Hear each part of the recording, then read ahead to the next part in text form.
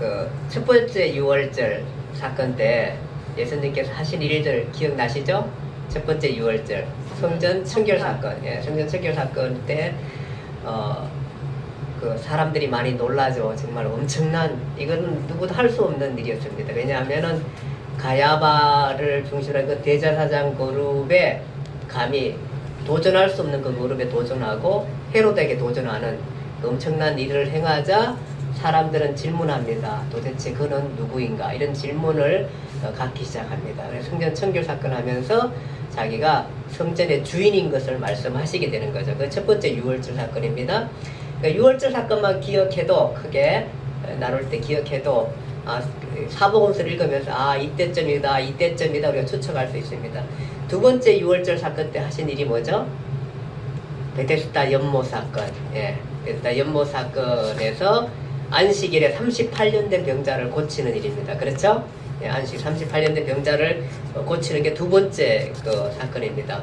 그때 이 날이 안식일이었기 때문에 안식일 논쟁이 일어나게 되죠. 그렇죠? 그러면서 예수님께서는 본인이 누구라? 안식일의 주인이라. 예. 그러니까 1차 때는 성전의 주인이라 2차 때는 본인이 안식일의 주인인 것을 말씀하시게 되는 것입니다. 그러면서 이제 그 후로 계속 안식일 문제가 되면서 그 바리새인과 이게 집중적으로 따라다니면서 이렇게 살피고 있다 보니까 여기 예루살렘 오래 계시지 않고 갈릴리로 올라갑니다. 올라가가지고 거기서 갈릴리 2차 사역을 하면서 엄청난 일들을 하게 됩니다. 그러면서 여기에 안식일 터집이 한 것이 뭐냐 하면은 밀밭 사이에서 제자들이 밀밭 따먹는 거, 그것도 안식일 날이었고, 그 다음에 손 마른 사람 고친 거, 그 사람 그것도 안식일 날이었습니다. 그러면서 예수님께서 진정한 안식일에 대해서 얘기를 해주시죠. 안식의 의미에 대해서 알려주게 되는 거죠. 그래서 사실은 날과 달이 중요한 것이 아니라 사실은 안식이라는 것은 마음속에 있는 우리의 심, 그것이 너무 중요하다는 것들을 알게 되고, 평안, 이런 것들이 너무 소중하다는 것. 그래서 병을 고치면서 생명을 살리는 것, 이런 것들이 너무 소중하다. 그래서 안식일에 생명 있는 일을 한다. 그 얘기를 하시게 되는 것입니다. 그러면서 이제 12제자를 확정하시고 또 산상수훈을 하시면, 산상수훈은 뭐죠? 율법, 구약의 율법을 재해석합니다. 재해석하면서 율법에 대한 진정한 의미, 그거를 알려주게 됩니다. 알려주게 되고, 그 다음에 이제 가버나움을 중심으로 엄청난 많은 일을 하시죠. 그 가버나움이 이 갈릴리에서는 수도 같은 곳입니다. 그래서 최고 번화한 도시고 이래가지고 이쪽에 중심을 해가지고 많은 사역들, 정말 엄청난, 그러니까 성경의 상당 부분이 여기하고 여기 사역입니다. 이 사역을 하시게 되고, 이때 이제 그렇게 되면서 또 예수님께서는 때로는 제자들과 같이 하기도 하고, 때로는 혼자. 요즘 보니까 방송에 뭐 여행 프로에 따로 같이 뭐 이런 프로그램이 있더라고. 그런 것처럼 따로 하기도 하고 이렇게 순회 전도하면서 사역들을 하게 되기도 합니다. 자, 그러면서 이때쯤 또 세례 요한이 참수를 당하게 됩니다. 참수를 당하게 되고, 이런 과정들을 겪게 되고, 제자들을 파송합니다. 파송해가지고 제자들이 가가지고 실질적으로 자기들이 이제 직접 예수님께서 하신 것처럼 하게 됩니다. 제자들이 하시게 되면서 하게 되고, 그렇게 전도하게 됩니다. 전도할 때 예수님께서는 귀신을 제어하는 능력을 주시고 질병을 치유하는 능력을 주십니다. 그러면서 하나님의 나라가 가까웠다. 그러면서 복음을 선포하게 되고, 그 다음에 경비는 돈을 가지고 가지 말라. 거저 받았으니 거저 주어라. 또 그 대신에 숙식 제공을 좀 받아라. 그렇게 하시면서 보내게 됩니다. 그리고 사역 장소는 어디냐면 이스라엘 이쪽 지역, 갈릴리 지역입니다. 그쪽에 사역을 하게 되고, 그러면서 예수님께서 뱀처럼 지혜롭고 비둘기처럼 순결하라 이렇게 하면서 파송하고 갔다 온 사람들이 뭐 보고가 막 놀라운 일들이 많이 납니다. 전도 보고 하죠. 굉장히 엄청난 일들을 하는 것을 우리가 보게 되는 것입니다. 자, 그리고 난 다음에 이제 세 번째 6월절입니다. 이 세 번째 6월절. 궁금하시죠? 세 번째 6월절에는 이 사실은 6월절마다 어디 가서 예수님께서 Y좌표 이동 이래가지고 갈릴리에서 예루살렘으로 갔는데 세 번째 6월절은 안 가십니다. 안 가시고 지금 이쪽에 했던 그 갈릴리 사역의 가버나움을 중심으로 한 갈릴리 사역에서 도시에서 조금 피해서 나갑니다. 왜냐하면은 이제는 뭐냐 하면은 이제는 제자 훈련이다. 예, 이제는 내가 제자들과 함께 이때까지는 대중사역 해가지고 막 순회 사역하면서 엄청난 사람들이 모이고 뭐 따라오고 막 이랬었는데 그리고 또 논쟁도 일어나고 이랬었는데 이제부터는 대중사역에서 조금은 이제 언둔 사역으로 가게 됩니다. 그래서 조금은 그 이쪽에서 피하게 돼서 간 곳이 어디냐면은 벳세다라는 지역입니다. 벳세다. 네, 잠깐 지도 볼게요. 어디 있을까요? 예, 이걸로 볼게요. 어디죠? 예, 이때까지 가버나움 중심의 이 도시 중심에서 엄청난 사역들 이렇게 해오셨는데 이제는 예수님께서 조금 이 도시에서 피하면서 생각이 조금 이제 왜냐하면 세례요한 참수됐죠. 계속해서 예수님을 압박해오는 그룹들이 있습니다. 그러니까 그런 것들을 감지해 갑니다. 그러니까 대제사장, 서기관, 바리새 이런 사람들이 계속해서 예수를 압박해오고 있고 드디어 세례요한이 참수를 당하게 되고 이런 과정을 겪으면서 예수님께서는 이제는 내가 해야 할 일들을 생각하게 됩니다. 그러면서 제자들을 모아가지고 제자들로 하여금 같이 조금 조용한 데 가서 제자들을 훈련을 시키러 가게 됩니다. 그 가진 것이 뭐냐 하면은 가버나움을 벗어나서 벳세다라는 지역으로 가게 되는 것입니다. 갔는데 그때가 언제 6월절입니다. 6월절. 평소 같았으면은 가버나움에서 어디 갔어요? 예루살렘을 갔을 겁니다. 예루살렘을 갔는데 세 번째 6월절 때는 안 가십니다. 안 가시고 벳세다에 가가지고 조용하게 있으려고 했었는데 문제는 뭐냐 하면은 이 조용한 곳까지 수많은 사람들이 따라왔어요. 그러니까 예수님이 가는 곳마다 군중들이 계속해서 따라왔어요. 그러니까 도시에 있던 사람들이 이쪽 시골까지 벳세다 시골 어촌까지 이렇게 따라오게 된 것입니다. 그래서 예수님께서 그 사건의 배경을 보면은 명절인 6월절이 가까이 온지라 이렇게 친절하게 알려주고 있습니다. 그러니까 세 번째 6월절입니다. 공생의 세 번째 6월에 예수님께서는 대중을 피해서 복잡한 가버나움을 떠나 갈릴리 북쪽을 순회 중이십니다. 한적한 곳 벳세다입니다. 조용히 지역을 다니며 복음을 전하며 제자들을 가르치고 싶었는데 민중들이 어떻게 알았는지 예수가 있는 곳을 찾아왔습니다. 예수님이 행하신 표적을 보고 예수님을 따르는 사람입니다. 그래서 예수님께서 또 군중이 또 많이 왔으니까 사실은 조용하게 본인은 사역하고 싶었습니다. 그런데 또 군중이 많이 왔습니다. 그러니까 그쪽 벳세다 지역에 있는 한 산에 올라가게 됩니다. 올라가게 되고 그것이 이제 배경입니다. 그런 배경이고요. 사건의 내용은 여러분들과 제가 잘 알고 있습니다. 어떻게 하죠? 군중이 많이 왔으니까 예수님께서 묻습니다. 이제 말씀을 다 전하고 나니 빌립에게 우리가 이 많은 사람들이 이렇게 왔는데 우리가 이 사람들을 어떻게 먹이겠나 이렇게 얘기하니까 빌립이 얘기하기를 뭐라 그러냐면은 이게 조금씩만 주려고 해도 한 200데나리온 돈이 있어야지 살 수 있는 건데 200데나리온 돈도 없고 그 다음에 이게 살 만한 장소가 없습니다. 도시가 아니고 어디예요? 시골이에요. 예, 시골이고 그래서 안드레가 이게 얘기합니다. 뭐라 그러냐면 여기 아이 하나가 도시락을 싸왔는데 보리떡 5개와 물고기 2마리 있는 도시락을 싸왔습니다. 그러니까 안드레는 그래도 뭔가 내심 기대하는, 왜냐하면 많은 기적들을 봤잖아요. 그동안에 이분이 다른 분의 기적들을 막 내심 기대하면서 보리떡 5개와 물고기 2마리 있다는 것을 아이가 가져온 것에 대해서 얘기하게 됩니다. 예수님께서는 제자들에게 말하기를 사람들을 질서정연하게 앉히라. 그래서 군중을 보니까 한 사실은 남자만 5,000명입니다. 그러면 아마 보통은 아이 데리고 뭐 오면은 한 15,000명, 한 2만 명 정도는 됐으라 그렇게 생각되어집니다. 그러면서 그들을 향해서 그것을 축사하시고 후에 그 댁을 나눠주니까 5,000명이 먹고 12강주리가 남는 이 시골 베세다 지역에서 엄청난 큰 사건이 터지게 되는 것입니다. 온 갈릴리를 다시 발칵 뒤집어 놓습니다. 사실은 예수님께서는 원래는 조용하게 지금 사역하고 싶었는데 또 이 사건이 일어나게 됩니다. 그러니까 뭐 난리가 났죠. 엄청난 사건이 일어나게 되니까 이제 사람들은 드디어 본색을 드러나서 드디어 이제 이 사람을 임금 삼으려고 합니다. 임금 삼으려고. 그래서 그 사건 이유는 뭐냐 하면은 사람들이 예수님을 왕으로 추대하려고 합니다. 표적을 보고 참으로 세상에 오실 그 선지자라 하더라.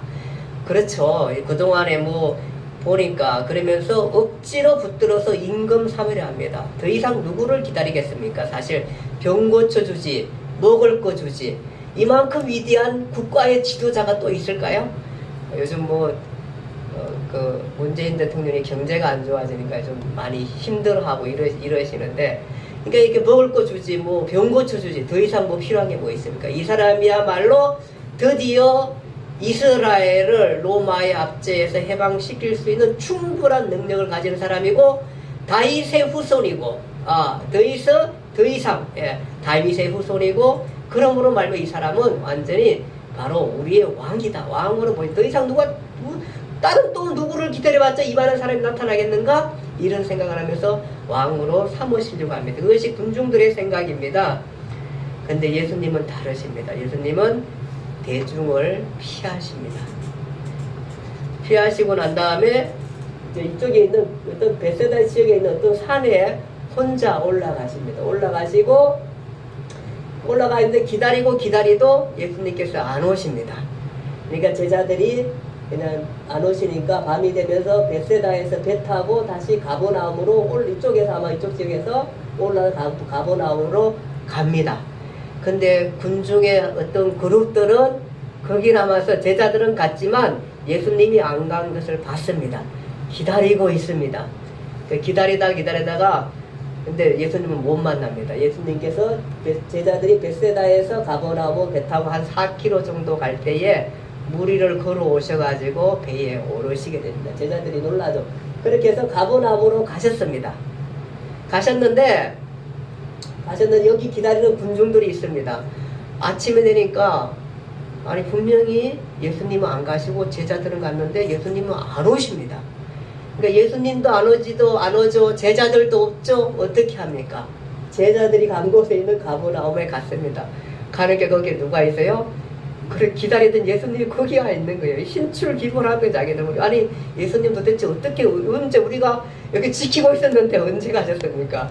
이렇게 얘기를 하게 됩니다. 예수님이 여기서 오시게 되는 것입니다. 그러면서 이들에게 여기 온 가버나움에서 제자들과 따라온 군중들에게 내가 오병이어의 기적을 행한 것에 대한 의미를 설명하게 되는 것입니다. 그 의미를 설명하게 됩니다.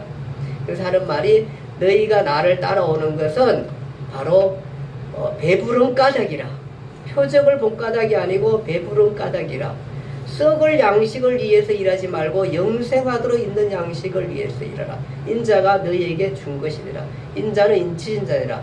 그러니까 사람들이 어떻게 하여 우리가 영생하는 양식을, 즉 하나님을 하오리까. 그러니까 예수님께서 하나님을 일을 하는 것은 단 한 가지다. 뭐냐면 하나님이 보내신 자를 믿는 것이다. 그 얘기를 하게 됩니다. 그러면 표적이 무엇입니까? 우리 조상들은 만나를 먹었습니다. 우리 조상들은 광야에서 만나를 먹은 표적이 있습니다. 근데 그러니까 예수님께서 하신 모세가 너희에게 하늘로부터 준 떡을 준 것이 아니라 내 아버지께서 참 떡을 주시나니 세상에 생명을 주는 떡이다. 그 얘기를 하시게 됩니다.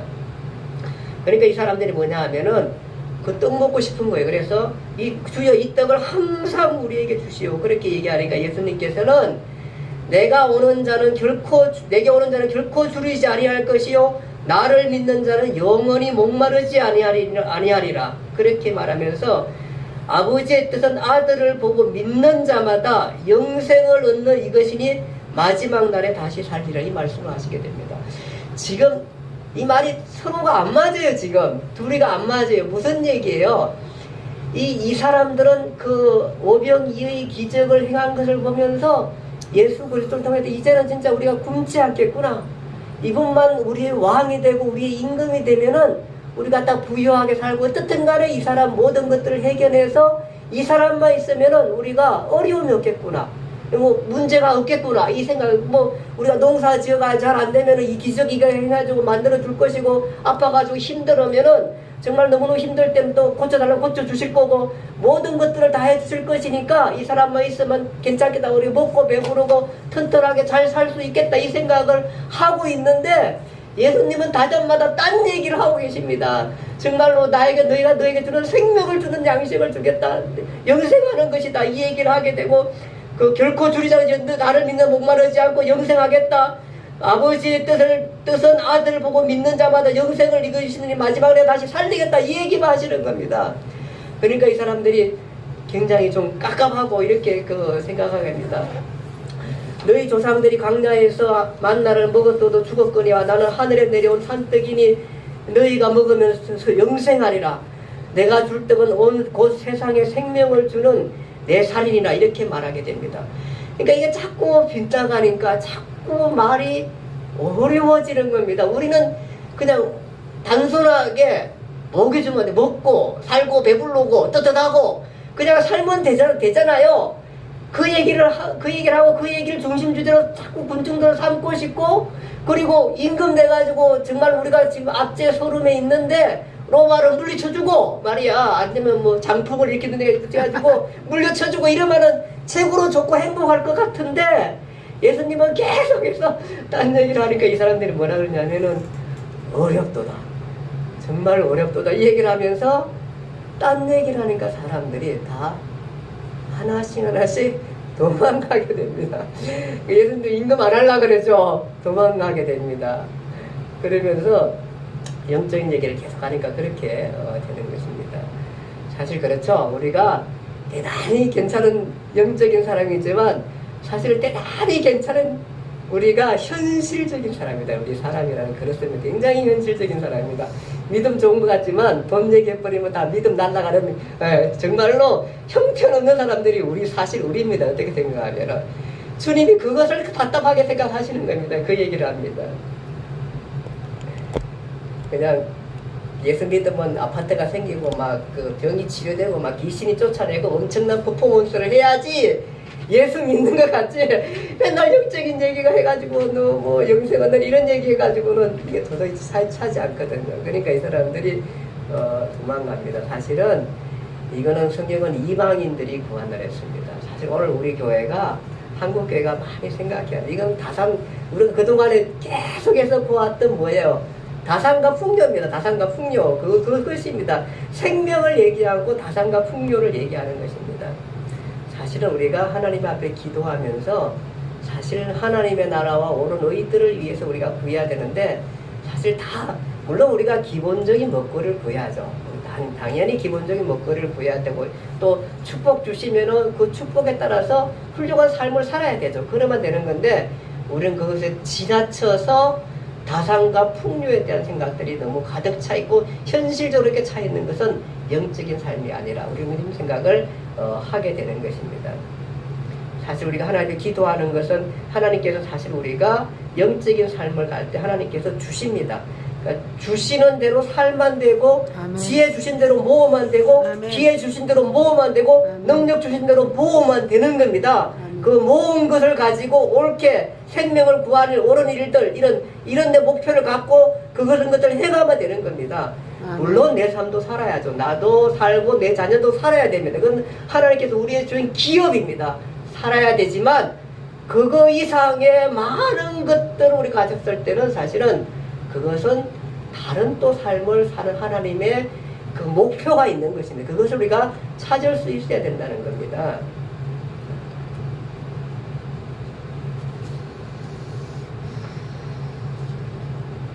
영국에서 얼마 전에 그 세 번째로 큰 금액인 복권에 당첨된 사람이 있어요. 금액이 또 아무쪼록 얼마냐면 1842억 원. 와우. 와. 우리 사람들은 별로 그 정도 가지고 안 놀래죠, 그쵸? 우리는 1842억 원입니다. 근데 이 사람이 아마 그 여러 가지 이렇게 그 공장 노동자로 일했던 것 같은데 그하고 그 동거녀하고 같이 이렇게 해가지고 그 복권에 당첨이 됐으니까 아마 결혼식도 못한 것 같아요. 이번에 결혼식 한다는데 1842억을 당첨했는데 근데 그가 그 당첨을 어떻게 쓸까 발표를 하니까 그 중에 한 가지는 뭐 다른데 그 자기가 봉사하는 기관에 돕기도 하지만 신장재단에 돕기도 하고 또 하나는 뭐냐 하면은 자기가 리스트를 뽑아서 자기에게 그동안에 자기에게 많이 도와줬던 한 20여 명의 사람들에게 그 돈을 나눠주겠다. 그 계산한 게 얼마냐면은 뭐 여러 가지 자기 집도 사고 뭐 이제 이렇게 사고 하는데 또 아버지 차도 사주고 롤스로이스 뭐 사준다라 뭐 그러고 하는데 20명한테 나눠주는데 우리 한 사람한테 18억씩 준대요. 와. 그 평소에 사람들한테 잘해야 돼요. 18억씩 나눠준다잖아요. 근데 어쨌든 간에 그 18억 받는 사람도 대박이죠. 그쵸?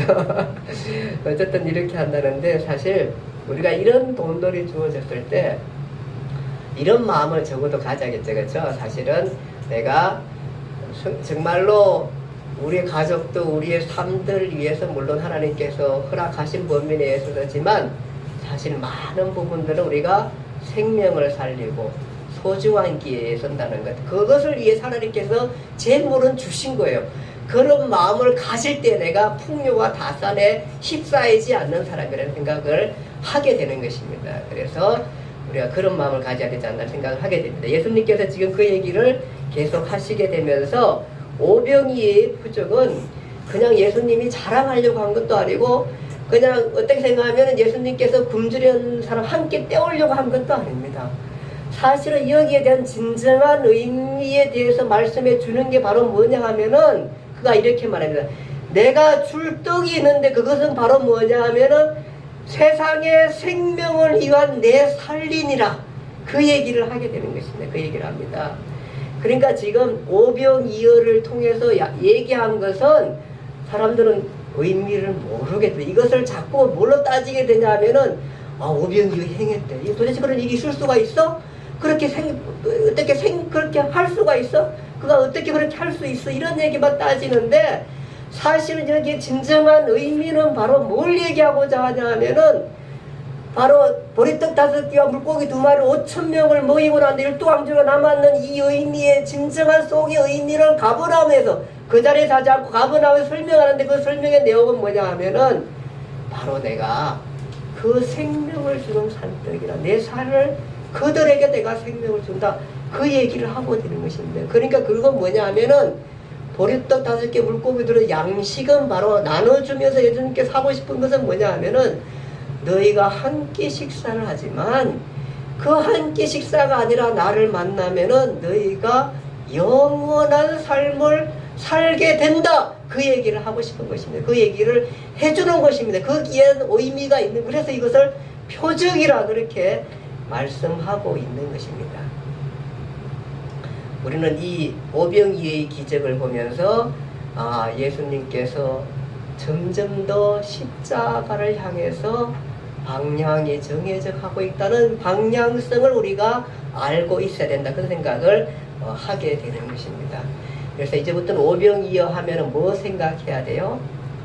바로 그가 그의 죽음 그가 백성들을 영생을 주기 위해서 그래서 그 영생 얘기가 나오고 영생을 주기 위해서 백성들에게 나누어줄 자기의 살이라는 것을 그래서 보리떡 하나하나는 예수 그리스도의 살이라는 것들을 우리가 인식할 수 있어야 믿음 안에 들어간다는 것입니다. 그 얘기를 하게 됩니다. 근데 이 사람들은 알지 못하고 그것을 받지 못하고 계속해서 사람들이 떠나갑니다. 그때 떠나가는 한 사람 또 있습니다. 누굴까요? 가룟 유다입니다. 가룟 유다가 드디어 마음에 아마 작심을 한 것 같아요. 자기는 지금 예수를 힘을 빌려가지고 예수 정부의 힘을 타서 로마를 뒤엎고 예루살렘을 세우는 목적을 가졌는지 모르지만 어쨌든 그렇게 마음을 가졌던 그 가룟 유다가 예수님을 따라 예수님께서 가룟 유다 이 사건 이후에 가룟 유다에 보면 너희 중에 한 사람은 마귀다 그렇게 말씀하게 됩니다. 그러면서 가룟 유다가 팔 것에 대해서 얘기하게 됩니다. 자, 백성들과 예수님의 생각이 이렇게 많이 차이가 있는 것입니다. 자, 그리고 이제 6월절, 3.25 초막절까지 이어지는 그 행로입니다. 그 이제 6월절 3부터 초막절까지 교재에 보면 이어진 행로도 보면은 눈들이 계속 뒤따르고 있고요. 그 다음에 이제 예수님께서 대중을 떠나서 이번에는 아예 벳세다 지역이 아니라 예수님께서는 아예 이 갈릴리 지역을 떠나서 다른 도로 가시게 됩니다.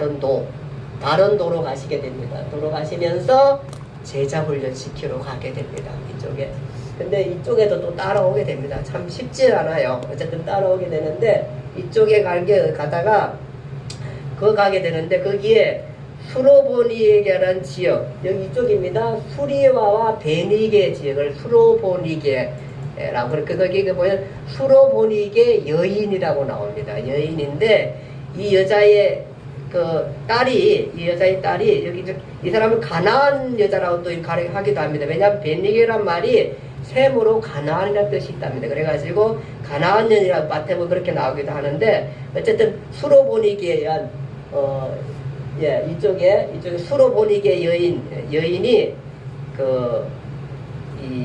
자기의 딸이 흉악한 귀신에 들려 있습니다. 귀신에 있다면서 내 딸을 고쳐달라 그렇게 얘기하게 됩니다. 그러니까 예수님께서 바쁘시죠. 정말 바쁘고 돈을 낸다는 사실은 지금 여기에 왜 갔냐 하면은 제자 훈련을 하려고 어쨌든 간에 자리 찾으러 조용한 걸 또 해서 이쪽까지 여기 뭐 군종이 이렇게 따라오니까 이쪽까지 가셨는데 두로와 시돈 이게 이제 이방 지역이거든요. 이쪽 완전히 갈리하고 딴 도거든요. 이쪽으로 가셨는데 수로보이가 얘기니 내 딸 좀 살려달라고 합니다. 그러니까 예수님께서 나는 이스라엘 잃어버린 자 외에는 온 적이 없느니라. 그러니까 이 여자가 뭐라 그러냐면은 네 맞습니다. 그런데요 걔들도 주인의 상에 떨어지는 것을 먹습니다. 그 얘기합니다. 그러니까 나 같은 거 개같은 사람일지라도 그래도 주인이 떨어진 그 부석이라도 먹는데 어떤 부석이라도 맞춰주시면은 내 딸이 조금이라도 나았으면 좋겠습니다. 그 얘기를 하고 싶어 하는 겁니다. 얼마나 안타까웁니까? 그러니까 예수님께서 내 믿음이 크다 그러면서 이 귀신들 딸을 고쳐주시게 되는 것입니다. 그것이 이제 수로보니아가 되고 그 다음에 시돈으로 올라가게 되고 시돈에서 다시 또 이쪽에서 돌아가지고 이렇게 해가지고 이쪽으로 오게 되는 것입니다. 그렇게 해서 많은 거리를 걸려가지고 와서 오게 되고 이쪽 지역이 이제 데가볼리라는 지역입니다.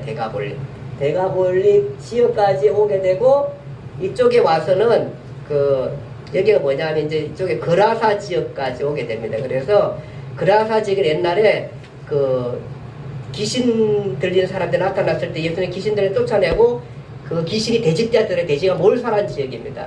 기억나시죠? 그쪽에서 이쪽에 올라오셔 여기서 또 다시 뭐 소경된 자 고치기도 하고 여기는 또 보리떡 7개와 물고기 2마리로 7병2호로 다시 4,000명을 먹이는 데가볼리에서 그 일들을 행하시게 됩니다. 행하시고 그 다음에 다시 간 곳이 이 막달라라는 지역에 가게 됩니다. 막달라 여기 가니까 또 여기까지 가가지고 이쪽에서도 뭐 표적을 보여달라고 또 사람들이 얘기합니다. 바리새인들이 와서 표적을 다 얘기할 때 예수님께서는 더 이상 보여줄 표적이 없다 얘기하고 그 다음에 가버나움으로 갔다가 오늘 가는 지역이 어디냐 하면 오늘 성경 일선 말씀 가이사라 빌립보입니다. 예. 두 가지 우리가 한 가지 뭐냐 하면은 벳세다 지역에서 오병이어를 기억해서 크게는 그 다음에 오늘 한 가지 얘기할 게 뭐냐 하면은 가이사라 빌립보입니다. 가이사라 빌립보. 여기 오늘 성경 제목이 뭐냐면 가이사라 빌립보 MT입니다. 여기가. 예, MT를 하게 됩니다. 멤버십 트레이닝, 제자 훈련을 제자들에게 드디어 예수님께서 하고 싶은 얘기를 여기서 다 하시게 되는 것입니다. 그것이 가이사라 빌립보입니다. 빌립보. 이 가이사라 빌립보란 동네는 이제 그쪽에 가서 거기에서 MT를 하게 되는데 이 가이사라 빌립보는 빌립, 즉 이쪽 갈릴리 이쪽에 다스렸던 헤롯의 빌립왕, 헤롯 빌립 분봉왕 기억나시죠? 나눠졌을 때 빌립이 이쪽 지역, 그래서 가이사라 빌립보라 그렇게 얘기하고 있습니다. 그쪽에서 일어난 일들입니다. 일어난 일들인데 그 MT를 계획하게 된 이유가 있습니다. 그건 뭐냐 하면은 이제부터 예수님께서는 점점 더 어디로 가고 있나 하면은 예수님은 십자가를 향해 가고 있는 겁니다. 이제 예수님 여기서 제자들에게 자기가 하고 싶은 모든 얘기를 하시고 어디로 가셔야 되냐면 예루살렘의 초막절에 올라가시게 됩니다. 올라가시기 전에 가이사라 빌립보란 지역에서 MT를 하게 되는 것입니다. 되는 건데 이쪽에서 이제 계획하신 이유는 예수님은 이제 예루살렘에 올라가셔야만 합니다. 가시면 고난을 받고 십자가에 못 박혀 죽으시게 됩니다. 그동안 자신을 따라다녔던 제자들, 그 외에도 많은 사람들이 예수가 누구인지 알고 싶어하는 사람들이 많았습니다. 그들에게 예수님은 명확한 답변을 해주게 되는 것입니다. 분명히 하고 예루살렘에 가시게 되는 것입니다. 왜냐하면 이 사람들이 이제 잘 가르쳐놔야죠. 이 사람들이 누굽니까? 사도행전의 주역들입니다. 제자들입니다. 제자들. 이들에게 강력한 예수의 그 멤버가 될 수 있게끔 그 얘기를 해주게 되는 것입니다. 그래서 가게 되고 이 상황에서 이제 벌어지는 그 다른 주제들이 있습니다. 뭐냐 하면은 이제 그거 첫 번째가 뭐냐 하면은 예수 그는 누구인가 하는 주제입니다. 우리가 계속해서 지금 성전 청결 사건 위에 따라가는 질문이 뭐죠? 예수 그는 누구인가 하는 질문입니다. 예수님께서 묻습니다. 사람들이 나를 누구라 하느냐 이렇게 물으니까 제자들이 뭐라 그러냐면은 어떤 사람들은 세례 요한, 들어는 엘리야, 들어는 예레미야나 선지자 중에 하나라고 얘기합니다. 그렇게 얘기하니까 너희는 나를 누구라 하느냐 그렇게 예수님께서 묻습니다. 그러니까 시몬 베드로가 뭐라 그러냐면은 뭐라 그러죠? 주는 그리스도시요 살아계신 하나님의 아들입니다. 예수님께서 너무 놀라셨습니다. 시모나, 바요나, 시모나, 바요나는 얘기는 바는 헬라어로 아들이라는 얘기입니다. 아들. 이게 시몬의 아들, 요나의 아들 시모나, 바요나, 요나의 아들 시모나. 내가 복이 있다. 이를 알게 하는 것은 혈육이 아니다. 이것은 정말로 혈육이 아니라 하늘에 계신 내 아버지다. 네가 이렇게까지 정확하게 알게 한 것은, 나를 알게 한 것은 바로 하나님의 은혜다. 하나님의 은혜다. 그 얘기를 하는 것입니다. 하늘에 계신 내 아버지다. 너는 베드로라. 내가 이 반석 위에 내 교회를 세우리라. 그렇게 말씀하게 되는 것입니다. 자, 예수 그는 누구인가 얘기했을 때에 예수 그는 그리스도이다. 메시아다.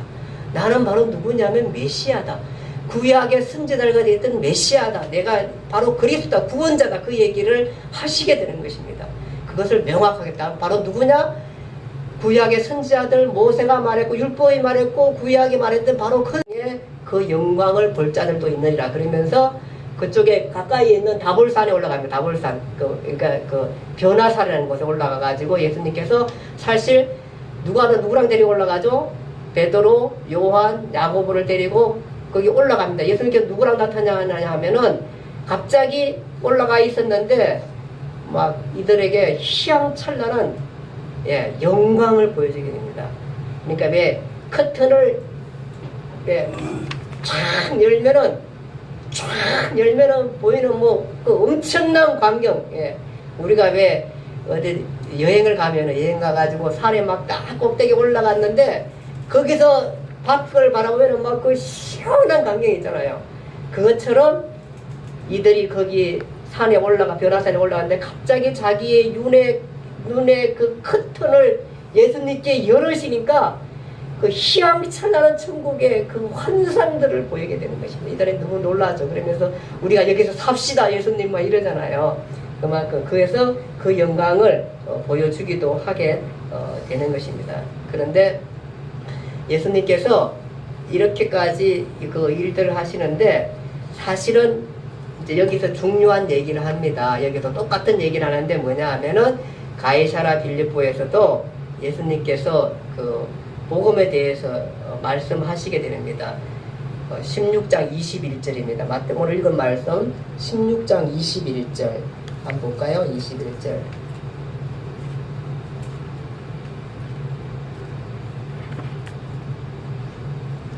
같이 한번 읽어볼게요. 16장 21절입니다. 시작. 이때로부터 예수 그리스도께서 자기가 예루살렘에 올라가 장로들과 대제사장들과 서기관들에게 많은 고난을 받고 죽임을 당하고 제3일에 살아나야 할 것을 제자들에게 비로소 나타내시라 하니 이렇게 합니다. 예, 결국은 뭐냐, 가이사랴 빌립보에서 하고 싶은 얘기도 뭐예요? 사실 오병이어의 기적 속에서 하고 싶은 얘기는 뭐예요?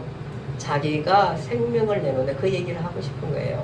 근데 가이사랴 빌립보에서도 자기가 내가 바로 그 메시아고 그 그리스도고, 그 그리스도는 누구냐 하면은 인류를 위해서 생명을 내놓으리고, 나는 이제 예루살렘 성에 올라가는데, 내가 마지막으로 올라가는데, 그 올라가면 내가 뭐야, 내가 십자가에서 못 박혀 죽는다. 그리고 3일 만에 살아난다. 이 약속을 너희가 붙들고 가라. 그 얘기를 마지막 끌고 다니면서 예수님께서 많은 훈련들을 보이시면서 하고 싶은 얘기가 그 얘기인 것입니다. 그러니까 가이사랴 빌립보도 뭐예요? 무슨 얘기예요? 그가 죽었다. 예루살렘 가서 죽는다. 나는 인류를 위해서 내 살을 찢기시고 내 살을 내어놓는다. 죽는다. 너희를 대체로 인류를 대체로 죽는다. 그러고 난 다음에 내가 3일 만에 살아난다. 그 얘기를, 이것을 너희가 붙들고 가라. 그 얘기를 하고 싶은 거예요. 그 얘기를 하시게 되는 것입니다. 점점 예수님은 어디로 가고 있어요? 십자가를 향해 가고 있어요. 베세다 들녘에서도 제자들을 훈련시키면서 하는 말이, 내가 지금 십자가를 가고 있다. 내 생명을 내놓는 것이다. 내가 정말 참 떡인데, 생명의 떡인데, 그 생명은 바로 내 살이다. 나를 내놓는 것, 그 얘기를 하시고, 오늘 가이사랴 빌립보 제자 훈련에서도 예수님께서는 다른 사람, 떠나갔던 다른 사람, 육신의 먹을까 양식을 구하는 그 사람들에게 예수님이 하고 싶은 얘기는 바로 내가 인류를 위해서 그 생명을 내놓는다. 그 얘기를 하고 싶은 거예요. 바로 이제 그 길을 가는 것에 대해서 말씀하시게 되면서 아마 이 사람들이 나중에 이제 이 말씀을 기억하면서 아마 그 가이사랴 빌립보의 MT를 추억하며 하지 않았을까 생각을 하게 됩니다. 어쨌든 예수님께서 그렇게 얘기하십니다. 그런데도 제자들은 또 달라요. 제자들은 아직도 어디에 빠져 있냐면 예수 혁명정부에 빠져 있어서, 예수님 나라가 임하시면은 나를 좌회전시켜주고 나를 우회전시켜주고 서로 다투고, 지금 누가 크니까 나니까 계속해서 다투는 일들을 계속해서 이 사람들은 하시게 돼. 언제까지 하시면은 잡히시고 난 다음에 돌아가시기 전날 목요일까지 성만찬할 때까지 싸우고 있습니다. 누가 하나님 나라에 거하면은 높은 자리에 거하는가 안 하는가. 이게 욕망입니다. 이것이 인간입니다. 예수님과 인간은 이렇게 다릅니다. 그렇게 가는 것을 우리가 보게 되는 것입니다. 자, 거기 그리스도의 직임은 무엇인가, 어떤 일을 하기에 오셨는가, 그리스도는 어떤 일을 하기에 세상에 오셨는가 하는 질문에 마태복음 16장 21절입니다. 장로들과 대제사장들과 서기관들에게 고난을 받고 죽임을 당하고 제3에 나갈 것을 비로소 그쪽 그 얘기입니다. 즉 1차 순환에 대해 고지를 해주게 되는 것이 바로 가이사랴 빌립보의 내용인 것입니다.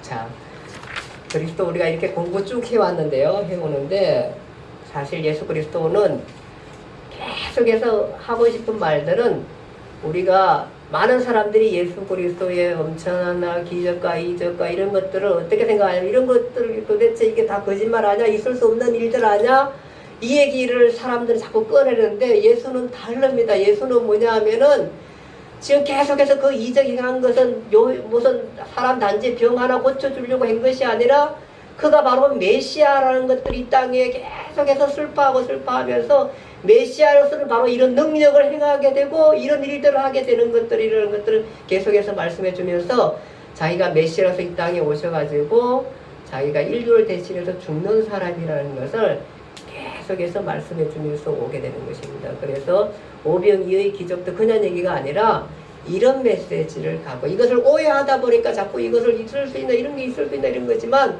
그가 하나님의 아들로 이 땅에 오셔서 그 일을 행하면서 하는 그 메시지의 중요성은 결국은 자기가 인류를 위해서 생명을 주는 인류의 구원의 생명을 주는 그의 그 공생의 3년의 모든 일들은 여기에 초점을 맞추고 있다는 것입니다. 그가 구원자입니다. 그는 세상의 어떤 종교인이 아닙니다. 어떤 종교를 설립한 사람이 아닙니다. 그는 계속해서 하고 싶은 것이 내가 그 메시아, 예언된 메시아, 창세기 이후에 인류에게 와야 할 죽은 인류에게 죽은 인류의 생명을 다시 불어오야 할 그 막중한 그 중임을 갖고 이 땅에 와서 죽으셔야 하는 인류 대신해서 죗값으로 죽어야 하시는 바로 그 메시아라는 것을 충분하게 이렇게 설명하시고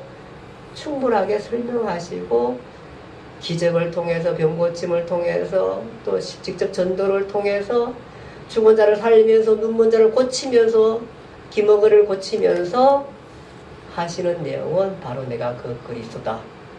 그 얘기를 하고 싶은 것입니다. 여러분과 제가 가는 길은 바른 그리고 정확한 길입니다. 그 길은 우리로 하여금 영생을 주는 길인 것입니다. 기도하겠습니다. 하나님 아버지 은혜와 사랑을 감사합니다. 오늘 말씀 생각합니다.